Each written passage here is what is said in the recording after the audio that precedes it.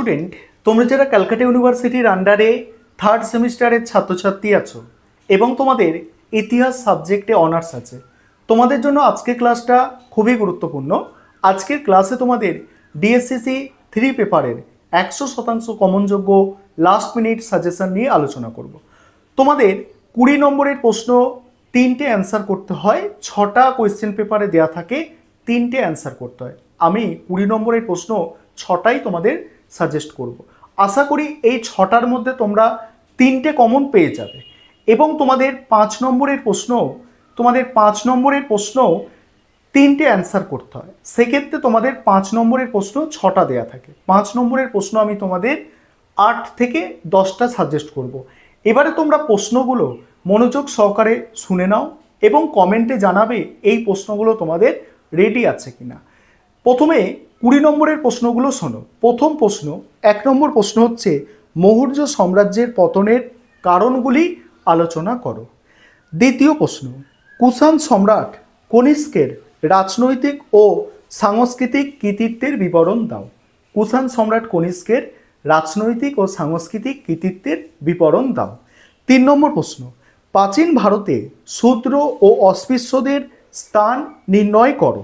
4 নম্বর প্রশ্ন, সাম্রাজ্যের বিজেতা হিসাবে সমুদ্রগুপ্তের কৃতিত্ব মূল্যায়ন করো। 5 নম্বর প্রশ্ন, অজন্তা গুহাচিত্রের ওপর একটি সংক্ষিপ্ত টিকা লেখো।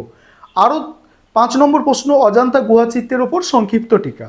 6 নম্বর প্রশ্ন, গুপ্ত যুগকে ভিত্তিভূমি বলে কেন চিহ্নিত করা হয়। এই 6টা প্রশ্ন তোমাদের জন্য মোস্ট ইম্পর্টেন্ট। আশা করি এই 6টা প্রশ্নের মধ্যে থেকে তোমরা 3টে প্রশ্ন কমন পাবে। এছাড়া আরও একটা এক্সট্রা প্রশ্ন তোমাদের বলছি, গুপ্ত যুগকে কেন সুবর্ণ যুগ বলা হয় এটা দেখতে পারো, এবং অশোকের ধর্মের প্রকৃতি আলোচনা করো এটা দেখতে পারো। এই হচ্ছে তোমাদের 20 নম্বরের প্রশ্নের সাজেশান। অর্থাৎ 20 নম্বরের প্রশ্ন প্রথম 6টা যে বললাম, আশা করি এই 6টার মধ্যে থেকে তোমরা ডিএসসিসি 3 পেপারে 3টে প্রশ্ন কমন পেয়ে যাবে। এবারে 5 নম্বরের প্রশ্নগুলো তোমরা শুনে নাও। অর্থাৎ 5 নম্বরের প্রশ্ন কোনগুলো করবে ভালো করে একটু শোনো, আর অবশ্যই কমেন্ট করতে ভুলবে না যে তোমাদের এই প্রশ্নগুলো রেডি আছে কিনা একটু জানাবে।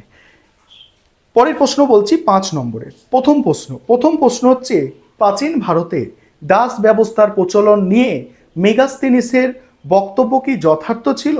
পরের প্রশ্ন, মৌর্য প্রশাসনিক নিয়ন্ত্রণকে রমিলা থাপর কতগুলি ভাগে ভাগ করেছেন। পরের প্রশ্ন, মৌর্য কৃষি ব্যবস্থার ওপর সংক্ষিপ্ত টিকা লেখো। 4 নম্বর প্রশ্ন, মৌর্যোত্তর যুগে উত্তর ভারতের নগরায়নের ওপর সংক্ষিপ্ত টিকা লেখো।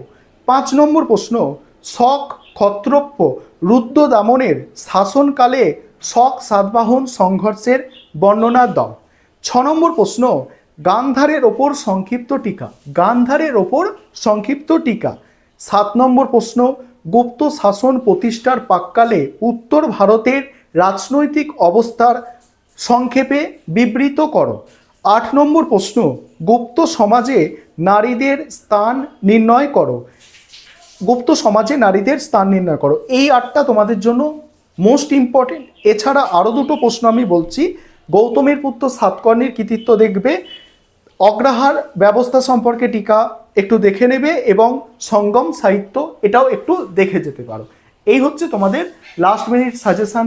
কালকে তোমরা ডিএসসিসি 3 পেপারের পরীক্ষাটা দিয়ে নাও, তারপরে কালকে আমি সন্ধ্যের দিকে ডিএসসিসি 4 পেপারের লাস্ট মিনিট সাজেশান নিয়ে আলোচনা করব।